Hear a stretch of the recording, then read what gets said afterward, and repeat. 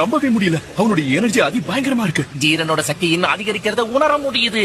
அவன் இந்த மாதிரி சண்டை போட்டு பார்த்து பல நாட்கள் ஆகுது.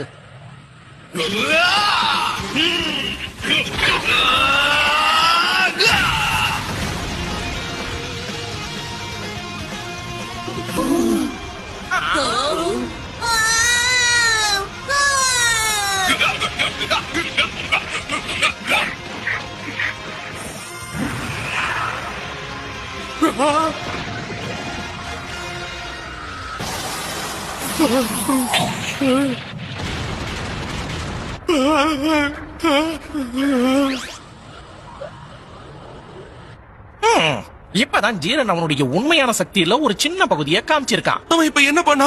அது என்ன தாக்குதல்னே தெரியலையே. ஜீரன் பண்ணது ஒரு ஸ்பெஷல் அட்டாக்னு நினைக்கிறியா என்ன? எங்களுடைய சிறந்த வீரன் ஜீரனை பொறுத்த வரைக்கும்